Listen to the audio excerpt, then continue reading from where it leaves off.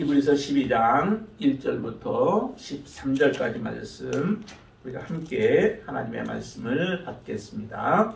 같이 합독합니다. 이러므로 우리에게 구름같이 둘러싼 허다한 증인들이 있으니 모든 무거운 것과 얽매기 쉬운 죄를 벗어버리고 인내로서 우리 앞에 당한 경주를 하며 믿음의 주요 또 온전하게 하시는 이인 예수를 바라보자. 그는 그 앞에 있는 기쁨을 위하여 십자가를 참으사 부끄러움을 개의치 아니하시더니 하나님 보좌 우편에 앉으셨느니라. 너희가 피곤하여 낙심하지 않기 위하여 죄인들이 이같이 자기에게 거역한 일을 참으신 일을 생각하라. 너희가 죄와 싸우되 아직 피 흘리기까지는 대항하지 아니하고 또 아들들에게 권하는 것 같이 너희에게 권면하신 말씀도 잊었도다. 일러스되 내 아들아 주의 징계하심을 경히 여기지 말며 그에게 꾸지람을 받을 때에 낙심하지 말라. 주께서 그 사랑하시는 자를 징계하시고 그가 받아들이시는 아들마다 채찍질 하심이라 하였으니 너희가 참음은 징계를 받기 위함이라. 하나님의 아들과 같이 너희를 대우하시나니 어찌 아버지가 징계하지 않는 아들이 있으리요. 징계는 다 받는 것이거늘 너희에게 없으면 사생자요 친아들이 아니니라. 또 우리 육신의 아버지가 우리를 징계하여도 공경하였거든 하물며 모든 영의 아버지께 더욱 복종하며 살려하지 않겠느냐. 그들은 잠시 자기의 뜻대로 우리를 징계하였거니와 오직 하나님은 우리의 유익을 위하여 그의 거룩하심에 참여하게 하시느니라. 무릇 징계가 당신은 즐거워 보이지 않고 슬퍼 보이나 후에 그로 말미암아 연단받은 자들은 의와 평강의 열매를 맺느니라. 그러므로 피곤한 손과 연약한 무릎을 일으켜 세우고 너희 발을 위하여 곧은 길을 만들어 저는 다리로 하여금 어그러지지 않고 고침을 받게 하라. 아멘. 12장에서부터는 12장은 우리로 하여금 소망이 무엇인가, 하나님 앞에 소망으로 살아가는 삶이 어떤 삶인가 라고 하는 것을 잘 말해주고 있습니다. 사실은 소망이나 믿음이나 사랑이나 사실 같은 말들이죠. 사랑 안에 소망도 있고 믿음도 있고 믿음 안에 또한 소망도 있고 다 그렇습니다. 서로 깊이 들어가 보면은 다 연관되어 있어요. 그것을 우리가 어디서 잘 알냐면 성령의 열매에 대해서 갈라디아서에 보면은 성령의 열매를 말씀하시잖아요. 여기에 보면은 성령의 열매가 9가지의 그 내용들이 쭉 나오는데 그것들은 사실은 다 같은 것들이죠. 한 열매 안에 그와 같은 것들이 있듯이 바로 이 사랑이나 아니면 믿음이나 소망 가운데 모든 것 같이 연결되어져 있습니다. 그러나 여기서 조금 우리가 구분해서 그냥 그렇게 우리가 말하는 거죠. 그럼 예수 그리스도를 믿는 믿음을, 예수 그리스도를 믿는다고 하는 그러한 믿음의 삶을 우리가 살아가고 있는데 하나님의 자녀들이 소망의 삶을 보여라 라고 하는 거죠. 그럼 어떻게 살아가는 것이 소망의 삶인가 라고 하는 것을 오늘 본문 안에서 우리가 2가지를 보려고 합니다. 첫 번째 이제 우리 하나는 보는 것은 1절을 한번 같이 읽어보시죠. 1절. 이러므로 우리에게 구름같이 둘러싼 허다한 증인들이 있으니 모든 무거운 것과 얽매기 쉬운 죄를 벗어버리고 인내로서 우리 앞에 당한 경주를 하며 2절 믿음의 주여 또 온전하게 하시는 이인 예수를 바라보자. 그는 그 앞에 있는 기쁨을 위하여 십자가를 참으사 부끄러움을 개의치 아니하시더니 하나님 보좌 우편에 앉으셨느니라 라고 말씀합니다. 일단 여기 1절에 보면은 참 우리에게 든든한 그런 마음을 주죠. 왜냐하면 구름같이 둘러싼 허다한 증인들이 있대요. 여러분들 그걸 마음적으로 느끼시나요? 허다한 증인들이 우리의 믿음의 삶을 응원하고 있고 우리가 믿음의 싸움을 잘 싸우기를 뒤에서 둘러서서 우리에게 힘을 주고 있는 그 믿음의 증인들. 이미 11장에서 우리에게 말씀해 주셨죠? 11장에 보면은 믿음의 선진들에 대해서 쭉 이야기를 하는데 다 언급하지 않았습니다. 많은 사람들이 지금 빠져 있지만은 그런 믿음으로 그렇게 살아온 사람들이 있다는 거죠. 근데 이 11장에 등장하는 믿음의 선진들은 사실은 예수 그리스도를 보지 못했던 사람들이 많습니다. 그렇죠? 예수 그리스도가 어떤 일들을 행하셨고 이미 예언적인 부분에서 예언은 되어져 있었지만은 그 예수 그리스도를 실제 눈으로 보지 못한 그러한 사람들이지만은 그렇지만은 이 사람들이 믿음으로 살았다는 거죠. 그 그림자와 같은 것을 보면서도 믿음을 잃지 아니하고 하나님 앞에 믿음의 발걸음을 지속적으로 떼어나와서 결국에 하나님이 인정받는 믿음의 사람들의 반열에 오른 거예요. 참 그런 모습을 보면은 대단한 믿음들이죠. 근데 우리가 신약을 살아가는 우리들의 마음 가운데 우리가 어떤 생각을 하냐면 우리 그렇게 온전한 믿음의 삶을 살기가 어려워. 우리는 살 수 없어 라고 생각하는 경우들을 우리가 많이 갔는데 이처럼 그림자를 보고서도 믿음의 삶을 살았다고 한다면 예수 그리스도를 직접 보고 예수 그리스도의 말씀을 우리가 듣고 또 하나님은 예수 그리스도가 행하신 그러한 복음서의 말씀들과 권면의 말씀들, 신약의 말씀들을 우리가 가지고 있는 우리들로서는 더더욱 쉽게 우리가 할 수 있는 거죠. 그렇다고 우리가 그냥 거저되어지는 것은 아니지만은 그러나 이 믿음의 선진들과 같이 우리도 그 반열에 오를 수 있다라고 하는 것을 우리가 확신하시고 이 하나님의 말씀을 대할 수 있게 되기를 바랍니다. 그분들이 더욱더 우리의 마지막 믿음의 싸움을 잘 싸우기를 원하고 우리를 권면하는 그 음성들을 우리가 믿음으로 들어가면서 믿음의 싸움을 싸울 수 있게 되기를 바랍니다. 그런데 이렇게 말하면서 우리에게 한 가지 이야기를 하죠. 모든 무거운 것과 얽매기 쉬운 죄를 벗어버리라 라고 얘기를 해요. 무엇을 해야 되기 때문에 그러냐면은 우리는 경주를 해야 된다는 거죠. 거기에 이렇게 해요. 우리 앞에 당한 경주를 하며 라고 얘기를 하죠. 우리 믿음은 경주예요. 정말 장거리 경주라고도 할 수 있고 어떤 사람에게 단거리일지도 모르죠. 우리는 어쨌든 경주예요. 온전하게 그 마지막 꼬린 지점까지 우리는 다다라야 된다는 거죠. 하나님의 영광이 이래야 하고 하나님의 기쁨의 자녀가 되어야 하고 의의 열매들을 우리가 맺히는 삶을 살아가야 하는 것이 우리의 믿음의 삶이라는 겁니다. 그 믿음의 경주를 잘 하기 위해서 필요한 것이 있다라고 하는 거죠. 운동선수들에게도 신발도 굉장히 중요하죠. 어떤 신발을 신느냐에 따라서 달리는 데에 편안함을 주기도 하지만 어떤 신발은 오히려 달리는 데에 더 거추장스러운 신발들도 있어요. 옷도 그렇죠. 옷도 푸짐하게 입고 나가면은 우리가 달리는 데에 얼마 달리지 못하여서 우리는 그것을 벗어 던질 수밖에 없어요. 이 달리기, 육신의 달리기도 사실은 그와 같이 그 좋은 기록을 내기 위해서 아니면 완주하기 위해서는 그처럼 다 모든 것을 줄여내요. 그렇게 줄여내서 달리기를 하게 되어지죠. 그와 같이 이 무거운 짐이라고, 모든 무거운 짐이라고 하는 것을 몇 가지로 우리가 볼 수 있어요. 어떤 경우는 겉옷과 같은 것들, 이런 것들까지도 신경을 써서 그것을 가장 편하게, 그리고 바람의 저항들을 받지 않고, 그리고 땀은 흡수해서 또 발산할 수 있는 이런 옷들을 입는다면은 달리는 데 굉장히 도움을 주겠죠. 그런 것이 아닌 모든 것들은, 옷들도 다 벗어 던져야만 온전한 달리기를 할 수 있게 되어집니다. 이런 거도적인 것들, 그런 거추장스러운 것들을 벗어버리는 뿐만 아니라 정말 달리기를 잘 하려면은 우리가 방해물들이 없어야 되죠.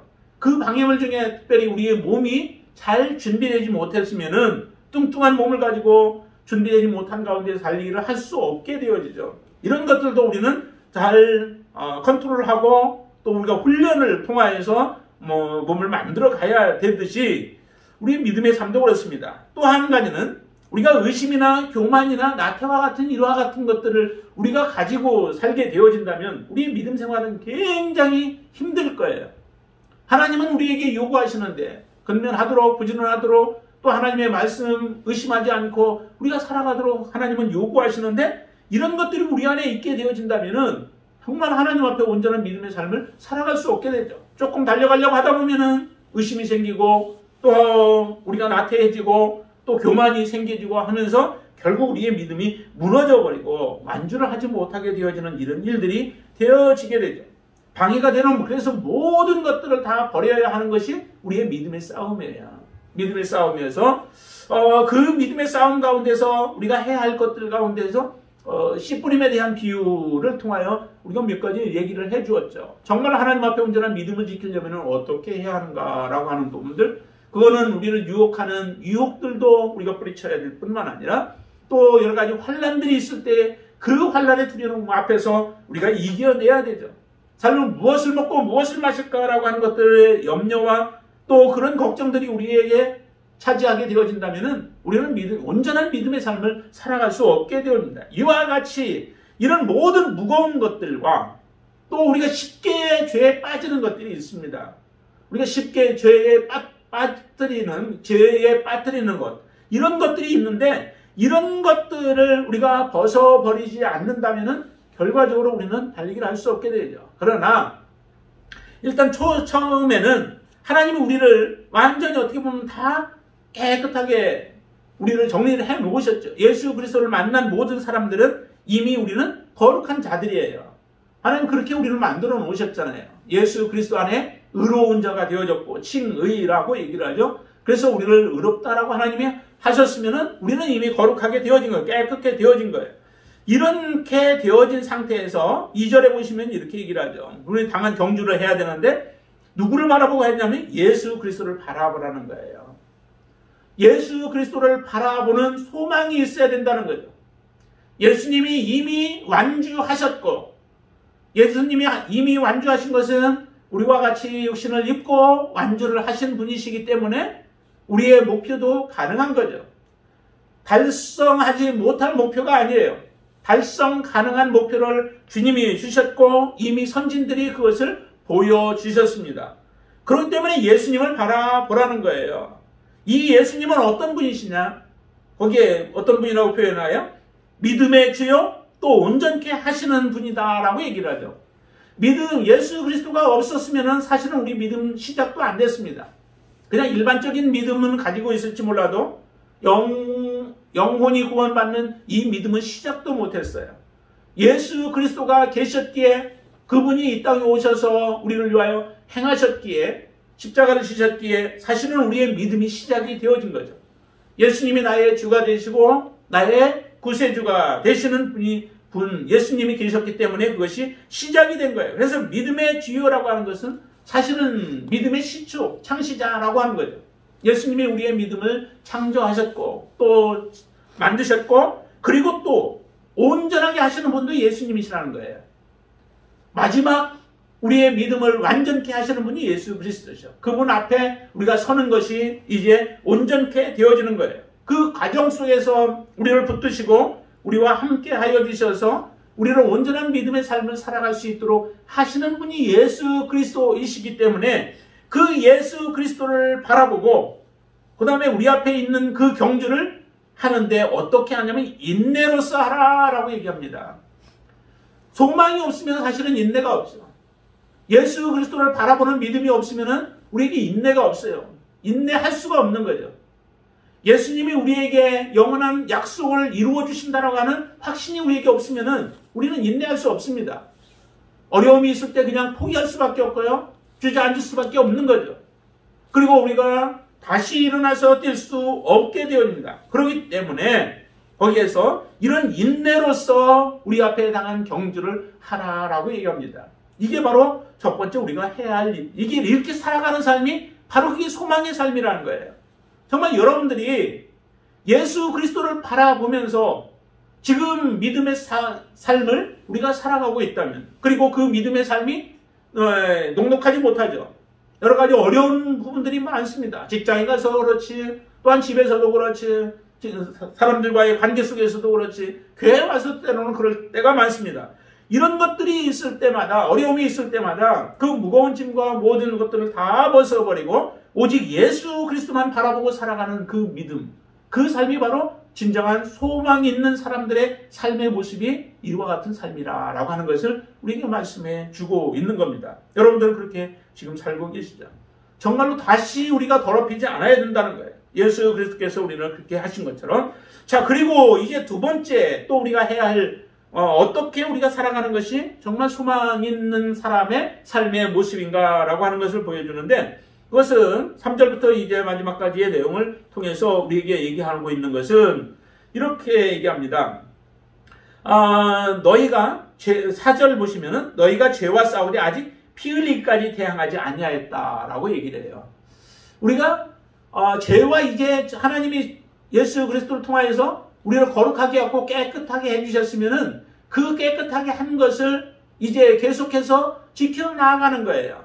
정말로 피 흘리기까지 하면서 지켜나가라라고 하는 것이 지금 히브리 이 기자를 통하여서 주시는 말씀이라는 거죠. 거룩하게 한 것을 다시 더럽게 해서 개와 돼지와 같은 모습이 되지 말고, 그렇죠? 개는 먹었던 것을 토하고 다시 그거를 먹고, 많은 짐승들이 그런 모습들이 있어요. 그 늑대와 같은 경우도 새끼들을 키우기 위해서는 어미가 먹었다가 그걸 다시 더해서 새끼들을 먹이더라고요. 그렇게 해서 새끼를 먹이는데, 우리는 그렇게 살아서는 안 된다는 거죠. 우리는 오직 이제 거룩함 가운데 서서 빛의 자녀들처럼 삶을 살아가야 하는 겁니다. 그래서 너희가 죄와 싸우되 피 흘리기까지 대항하지 아니하였다라고 하는데, 마지막 피 흘리기까지 대항하는 삶을 살아가는 것이 바로 그리스도인들의 삶이라는 겁니다. 이 히브리 서신을 받는 그런 독자들도 참 많은 어려움 가운데 있잖아요. 고통 가운데 있잖아요. 그 고통 때문에 이 사람들은 낙심하고 좌절할 가능성들이 많습니다. 그래서 여기에 이렇게 표현도 하잖아요. 그 아들에 대한 표현을 하고 있는데, 왜 이 아들에 대한 이야기들을 하겠어요? 하나님의 자녀들이기 때문에 사실은 이와 같은 일들이 일어난다는 거죠. 징계에 대한 부분을 우리가 다시 한번 징계를 받을 때 우리가 생각해 봐야 돼요. 징계를 받는다라고 하는 말은 이런 의미를 가지고 있어요. 오늘 본문 안에서 보면 세 가지 의미를 가지고 있는데요.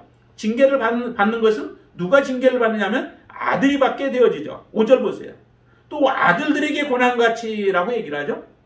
우리가 아들이 정말 하나님의 아들이, 내가 하나님의 아들인가 아닌가? 하나님의 아들이라면 하나님께서 우리에게 반드시 징계가 있다라고 하는 거예요. 우리의 삶에 징계가 있고, 그 징계가 있을 때에 혹시 우리가 그릇된 길로 가고 또 우리가 하나님이 원치 아니하는 길들을 혹시 걸어가게 되어질 때 그런 징계들을 통해서 다시 돌이키는 작업이 있게 되어진다는 거죠. 그래서 아들들이기 때문에 하나님은 그런 징계가 있다라고 하는 거예요. 그렇기 때문에 징계를 받는다고 하는 것은 오히려 하나님 앞에 감사할 일이라는 거예요. 너희들에게 고난이 있다. 하나님이 버려서 고난이 아니라 하나님이 너희들을 사랑하기 때문에 고난을 주는 거라는 거죠. 하나님은 우리를 한순간에 모든 것을 끝내버릴 수도 있게 만드실 수 있어요. 징계로 인하여서, 고통으로 인하여 우리를 고통 가운데 오랫동안 처하게 내버려 두지 않고 한순간에 끝내버릴 수도 있다는 거죠. 그런데 왜 고난들을 우리에게 주셨느냐? 그 고난을 통하여 더 생각하라는 거죠. 하나님 앞에 바르게 돌아오라는 거죠. 아들이기 때문에 하나님은 그렇게 하신다는 거예요. 우리도 아들이기 때문에 때로는 권면을 하는 거고, 아들이기 때문에 책망도 하고 그렇게도 하잖아요. 정말로 아들이 아니라면은 누가 그 잘못된 것 아이들을 보면서 그 위험을 감수하면서 그들을 권면하고 그들에게 책망을 하겠어요. 그렇기 때문에 바로 이 아들이기 때문에 하나님은 우리에게 징계가 있다는 거예요. 5절 중반에도 그러죠. 내 아들아 주의 징계하심을 경히 여기지 말라라고, 내 아들아 라고 얘기를 해요. 그리고 또 한 가지는 이런 징계를 받는 것은 그거는 사랑하기 때문에 그렇다라고 하는 거죠. 6절 보세요. 주께서 그 사랑하시는 자를 징계하시고 라고 얘기를 하죠. 사랑받고 있다는 거예요. 누구의 사랑이요? 하나님의 사랑이죠. 예수 그리스도의 사랑이죠. 성령의 시기하기까지 사랑하는 그 사랑을 우리가 받고 있기 때문에 징계가 있다라고 하는 것을 생각한다면은 정말 이 징계에 대한 부분들을 우리가 다른 각도에서 볼 수 있게 되어지죠. 오히려 내게 내 삶에 평탄한 삶이 아니고, 평탄대로가 아니고 오히려 고난의 길들이 있고 울퉁불퉁하고 많은 아픔들이 있는 것이 오히려 내게는 더 큰 축복이다라고 하는 것을 우리가 느낄 수 있게 하는 게 바로 이 사랑하시는 자라고 하는 거예요. 그리고 또 한 가지는 하나님께서 우리를 받으셨다는 거죠. 6절 후반절에 그가 받아들이시는 이들마다 채찍질 하심이라 라고 얘기를 하죠. 하나님이 우리를 하나님의 자녀로 받아주셨기 때문에 하나님의 그런 징계들이 있다라고 하는 겁니다. 근데 많은 사람들은 이 징계 때문에 넘어지고 징계 때문에 더욱더 튕겨져 나아가는 사람들이 있어요. 참으로 안타까운 모습들이죠. 하나님의 징계가 있을 때는 오히려 우리가 돌이키고 난 이후에 하나님을 찬양해야 되고, 또한 하나님 앞에 더욱더 감사함으로 나아가야 하는 것이 우리의 믿음의 소망으로 살아가고 있는 하나님의 자녀들이라면 그와 같은 삶을 살아야 되죠. 이렇게 표현합니다. 너희가 만약에 7절 말씀 같이 한번 읽어볼까요? 7절과 8절 같이 읽습니다. 너희가 참음은 징계를 받기 위함이라 하나님의 아들과 같이 너희를 대우하시나니 어찌 아버지가 징계하지 않는 아들이 있으리요? 징계는 다 받는 것이거늘 너희에게 없으면 사생자요 친아들이 아니니라. 그러죠. 너희가 참음은 징계를 받기 위함이라 이렇게 표현하는데요. 너희가 징계를 받을 때 참으라는 거예요. 왜 참아야 되느냐? 하나님이 아들과 같이 너희를 대우하시기 때문에 그렇다는 거죠. 하나님이 아들처럼 우리를 여겨서 하나님이 온전하게 우리를 만들기 위하여서 이런 징계를 주시는데 너희들이 그 징계를 받을 때에 하나님 앞에 참지 못하고 인내하지 못한다면, 소망으로 인내하지 못한다면 하나님의 자녀로서 우리는 자격을 가질 수 없게 되어집니다. 그러기에 우리는 참으라는 거죠. 인내하라는 거예요. 여러분들의 고난 가운데 혹시라도 우리가 처할 때에 이 말씀을 항상 기억하면서 하나님 앞에서 온전한 사람으로 될 수 있게 되기를 바랍니다. 우리는 사생자가 아니요 하나님의 친아들입니다. 하나님의 친아들이라면 하나님은 전적으로 신뢰하고 우리가 믿음으로 살아가는 삶이 되어야 될 줄로 믿습니다. 이렇게까지 얘기합니다. 9절에 보시면 또 우리 육신의 아버지는 육신의 아버지도 자녀를 사랑하잖아요. 그래서 떡을 달라고 하면 뭐를 줄까요? 당연히 떡을 줘야 되죠. 근데 돌을 주는 아버지도 없고 그런 아버지가 어디 있어요? 또 생선을 달라고 하면 뱀을 줄 아버지가 어디 있겠어요? 하나님은 정말 좋으신 분이어서 우리가 달라고 하는 것보다도 더 좋은 것을 예비하시죠. 자녀가 달라고 하는 것만 다 준다고 해서 그건 좋은 건 아니죠. 그거는 선별해서 좋은 것을 줄 줄 알아야 그게 진정한 우리의 아버지죠. 하나님은 그러신 분이시라는 거예요. 우리는 미처 이 징계에 대한 부분을 알지 못하여서 징계 없는 믿음의 삶을 우리가 요구를 해요.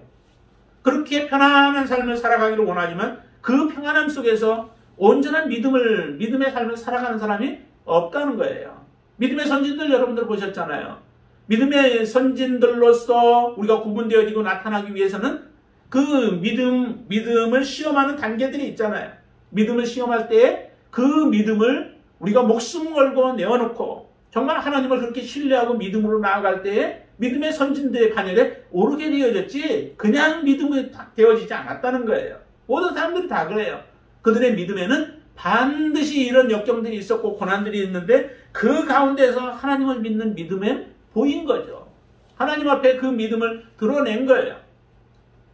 아브라함이 하나님 앞에 그가 의로운 자로 인정되어진 것도 자기 사랑하는 아들, 얼마나 사랑스러운 아들이에요.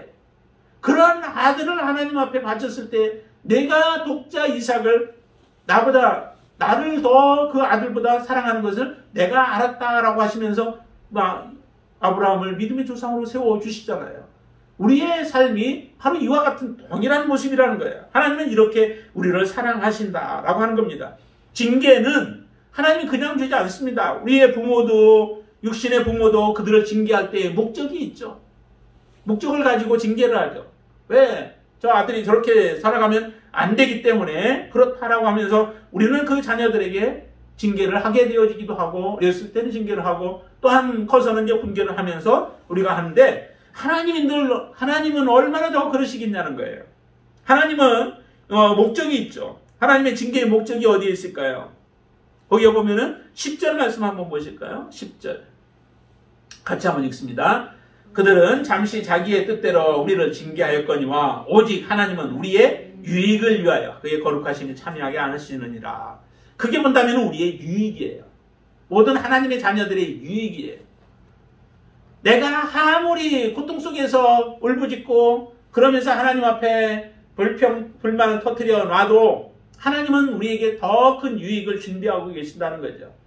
내가 생각하는 것 이상으로 하나님이 가장 좋은 것으로 우리에게 예비하고 계신데요. 그 유익 때문에 우리를 그냥 놓을 수 없는 거예요. 내버려 둘 수 없는 거예요. 유기할 수 없는 거예요. 하나님은 그래서 우리에게 유익을 주기 함인데 그 유익이 무엇인지를 보세요. 두 가지로 보는데요. 하나는 거기에 바로 이어서 나오는 그의 거룩하심에 참여하게 하는 것이 하나의 목적이고 하나님의 거룩하심에 참여한다는 얘기는 뭐예요? 곧 하나님의 나라에 들어갈 수 있는 자로 우리를 세우시는 거예요.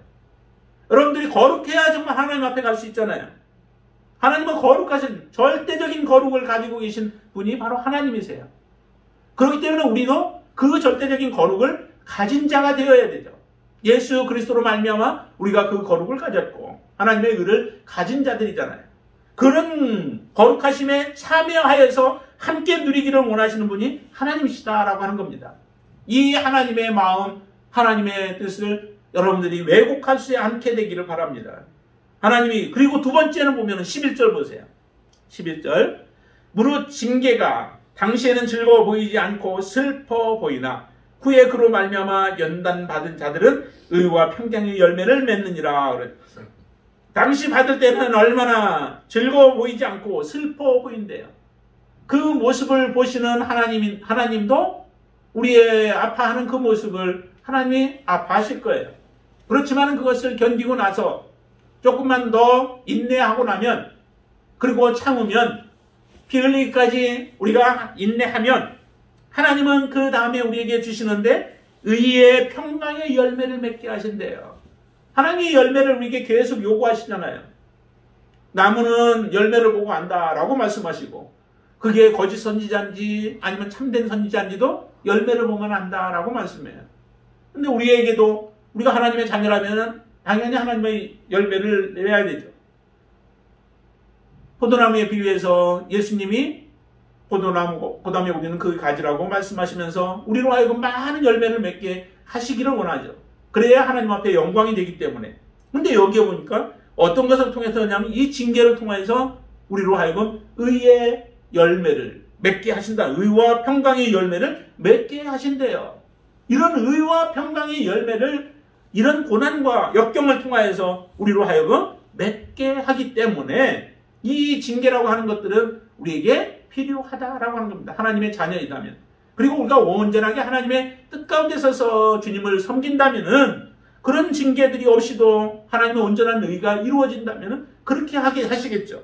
그렇지 않다면 우리를 징계해서라도 의와 평강의 열매를 맺게 하시고자 하는 것이 하나님의 목적이기 때문에 이 징계를 하나님은 거두시지 않는 것입니다. 그렇기 때문에 하나님 앞에 우리는 감사해야 되죠. 그러면 이런 목적을 가지고 하나님께서 우리에게 다가오시는데, 그런 다가오시는 하나님 앞에 우리가 어떻게 해야 되는가라고 하는 거죠. 부모에게도 어떻게 해요? 못된 자식들은 부모에게 대들죠. 그러나 정말로 그 자녀가 부모에게 사랑받는 자요, 또 부모를 사랑하는 자는 구절과 같은 모습으로 나타나죠. 자, 구절 한번 같이 보시겠습니다. 또 우리 육신의 아버지가 우리를 징계하여도 공경하였거든 하물며 모든 영의 아버지께 더욱 복종하며 살려 하지 않겠느냐. 그 자세는 사랑, 공경이죠. 부모에게도 공경하듯이 우리의 영적인 하나님께 더더욱 그렇죠. 공경해야 되고, 하나님을 우리가 혼나면서도 하나님의 품으로 달려가는 거죠. 시편 34편에 보면 그렇게 얘기를 하잖아요. 주께 피하는 자가 복이 있다. 주님께 피하는 자. 그러니까 주님께 피한다라고 하는 얘기는 내가 모든 거 잘 될 때 주께 피하는 게 아니죠. 보통은 어려움 가운데 있고 쫓기게 되어지고, 그 다음에 어떻게 해야 할지 모르고, 아무 내가 능력도 없어 보이고 나는 무능한 자이고, 그렇게 느껴졌을 때에 우리가 붙드는 게 바로 주님이라는 거죠. 그 주님을 붙드는 자가 복이 있다는 거예요. 바로 이런 여러 가지 어려움 속에서 우리가 주께 피하듯이 사랑하는 하나님이 우리에게 말씀하시고 우리를 징계할 때에 주님의 품으로 파고 들어가는 게, 그게 축복인 거죠. 그게 진정한 자녀이죠. 자녀가 아니면은 왜 나를 때리냐고 하면서 사실은 부모를 부모로 인정하지 않고 튕겨 나아가게 되어집니다. 우리가 영적으로 정말 하나님의 자녀라고 한다면 하나님의 징계가 있을 때 하나님의 징계를 그대로 받아들이며 징계하시는 하나님을 공경하고 더욱더 우리가 사랑하고 또 더욱더 우리 자신을 바라보면서 두려워하며 살아가는 삶이 되어질 거예요. 그러한 공경이 있게 되어지죠. 그리고 전적인 복종이죠. 하나님은 옳으신 분이기 때문에 그래요. 하나님은 틀리신 분이 아니라 하나님은 정말 옳으신 분이죠. 하나님은 온전하신 분이시죠. 하나님은 사랑의 하나님이시죠. 그렇기 때문에 그분 앞에 복종하는 것은 우리에게 진정한 축복이에요. 그래서 복종하는 것, 공경하고 복종하는 것, 그 안에 사랑도 같이 들어가 있죠.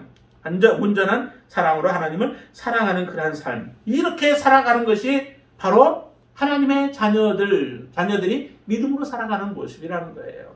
그러면은 정말 두 가지, 아까 얘기한 것처럼 하나는 죄를 벗어버려야 되고요. 죄로부터 우리가 하나님 끊어주셨기에 벗어버리고, 그 다음에 두 번째는 죄와 더 이상 자각하지 아니하고, 죄를 사랑하지 아니하고, 죄에 매이지 않고 우리가 살아가게 되어질 때에 진정한 소망의 삶을 보이면서 살아가는 삶이 돼요. 세상의 것에 매여서는 우리의 믿음의 경주를 온전하게 할 수 없잖아요. 오직 하나님만 바라봐야 돼요. 특전사 한 분이 그 특전사 시험을 본든지 할 때에 견딜 수 있고 할 수 있는 방법을 한번 얘기를 하더라고요. 근데 그 가운데는 이제 3,000m는 보통 몇 분에 들어오나요? 15분? 근데 한 10분 정도에 뭐 10분 안인가 이렇게 들어와야 된다고 하면서 그렇게 얘기를 하더라고요. 그 달리려면은 어떻게 해야 그걸 잘 이렇게 통과할 수 있느냐라고 하면서 얘기를 하는데, 이제 호흡을 잘 해야 되고, 그리고 목표를 멀리 3km에다 두지 않고 앞에 눈에 보이는 것들에 조금 앞에다가 목표를 두고 달리라는 거예요. 그러고 나서 그걸 목표가 이루어지면 그 다음에 또 조금 더 앞에다가 목표를 두고 그것을 보고서 달려가고, 그렇게 하다 보면 조금씩 여기까지만 가면 돼, 여기까지만 가면 돼, 그러면서 그거를 완주하게 되어지고, 또 그러면서도 이제 호흡을 잘하면은 빨리 달릴 수 있다라고 하는 그런 얘기를 하더라고요. 우리가 목표가 멀리 보이면은 정말 우리가 감당하기 어렵잖아요. 도저히 할 수 없는 것처럼 보이게 되어지면. 그러나 바로 하나님께서 우리에게 이처럼 죄와 싸우는데 피 흘리기까지 우리가 싸워야 한다라고 하지만은 이미 하나님께서 다 모든 것들을 해주셨고, 우리로 하여금 당연히 그 길을 걸어갈 수 있도록, 완주할 수 있도록 해주신다라고 하는 그런 확신을 가지고 하나하나 죄와 맞닥뜨릴 때마다 그것을 이겨내면, 오늘 내가 믿음으로 이겨내면 내일도 이겨낼 수 있는 거죠. 그러니까 오늘 문제에 부닥쳤을 때 그 문제 앞에서 내가 믿음으로 행동하고 믿음으로 결단하고 주님을 바라보면서 이겨내면 내일도 승리는 우리의 것이 되어질 수 있는 겁니다. 그렇게 우리가 하루하루 살아가는 것이, 앞으로 몇 날을 살아갈지 모르지만 그날 동안에 어떤 일들이 일어나는데 내가 그것을 어떻게 다 이겨낼 수 있겠느냐라고 하는 그런 생각으로 우리가 하지 말고, 하루하루 주어지는 일들마다 그 문제 앞에서 하나님이 기뻐하시는 일들을 우리가 행하며 살아가게 되어질 때에 예수 그리스도가 그 앞에 있는 기쁨을 위하여서 부끄러움들도 다 이기고 십자가를 온전히 지신 것 같이 우리의 삶도 그와 같은 삶을 살아가게 되어질 줄로 믿습니다. 그리고 마지막에 우리가 하나님 앞에 서서 거룩한 자로 인정받고 의와 평강의 열매를 맺어 하나님 앞에 영광 돌리는 그런 진정한 믿음의 자녀가 되어질 줄로 믿습니다. 이런 소망의 삶으로 우리가 살아가면서 승리하는 저와 여러분 되시기를 주님의 이름으로 축원을 드립니다. 기도하겠습니다. 아버지 하나님, 감사합니다. 우리가 어떻게 살아가야 할지를 다시 한번 이 히브리 기자를 통하여 우리에게 말씀해 주시니 감사합니다. 하나님, 예수 그리스도만을 바라보게 하여 주시옵소서.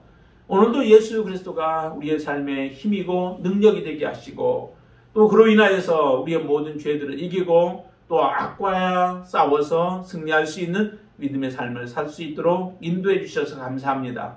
오늘 주님 앞에 설 수 있도록 도와주셔서 감사합니다. 날마다 이처럼 믿음의 승리를 할 수 있도록 은혜를 허락하여 주시옵소서. 주께서 우리에게 허락해 주실 영원한 안식을 우리가 소망하면서 오늘도 우리가 믿음으로 싸워서 승리하는 귀한 믿음의 역사가 일어나도록 축복하여 주시옵소서. 예수님의 이름으로 간절히 기도드리옵나이다. 아멘.